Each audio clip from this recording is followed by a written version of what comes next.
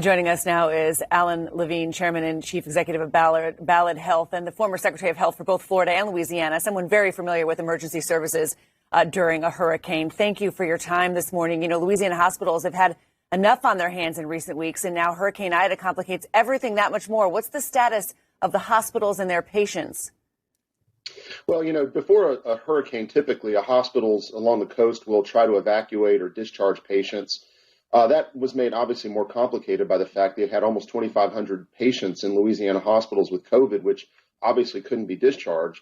So these hospitals that were already stressed have gone into this in a very unique situation. Now, the additional challenge for them is I think what we can expect as we go into today and we start seeing the damage and surveying the damage that's been done to the hospitals, you'll probably see some additional evacuations.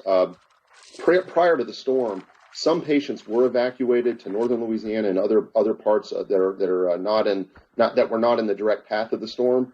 But I think we need to prepare ourselves to see some real devastation today. And these hospitals, particularly the staffs that were already fatigued before, I think they're going to be hit pretty hard. I will say I spoke to the Secretary of Health earlier this morning. And she shared with me they are doing some things in the state to try to minimize the ERs from getting overrun. For instance, people that have ongoing oxygen needs, if they call 211, they have set up oxygen exchanges throughout the state, again, trying to keep the burden off the hospitals. Yeah, whether they can call that number at this hour, right, I think might be one of the challenges. So, Alan, how in the world do you avoid a COVID outbreak, or I guess I should say, how do you make sure it doesn't get even worse? It's already not good. With all of the movement and mixing of residents in the coming days, how do you avoid the worst?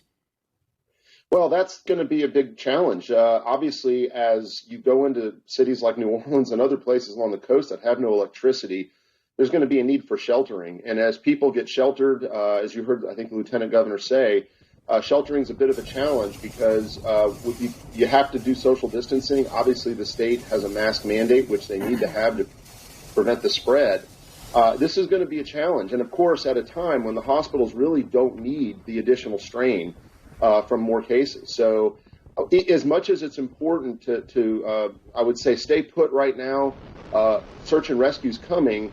But there's going to be a need for sheltering. I know the governor has talked about trying to get hotel rooms and other things to get less congregate sheltering, which I think is going to be important. There's going to be a lot of people who are going to need some sheltering. Yeah, you know, I rode out Hurricane Gustav in a Red Cross shelter, you know, that I think it was an LSU dormitory shelter with thousands and thousands of people. I can't even imagine that right now in the era of COVID. You know, it's people stacked up in bunk beds. I mean, in big rooms. That's obviously not going to work here.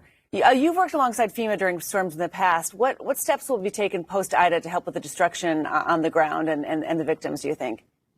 Well, that work already began both at the state level and at the federal level. There are search and rescue teams that are already staged. There's disaster medical assistance teams that are staged. And I think as soon as it's daylight and there's a chance to do assessment of where the needs are, you'll see these search and rescue teams fan out. Obviously, they have staged water, ice, food. Hospitals have at least 5 to 10 days of fuel for their generators, and they're clearly going to need that as there's no electricity and likely won't be for a while. So I think FEMA is generally very good at pre-staging, and they're available at the discretion of the state. They'll be directed by the governor and his agencies as to where the needs are based on local needs. I think right now, I think people just need to prepare for, I think, to see some real devastation when the sun rises this morning.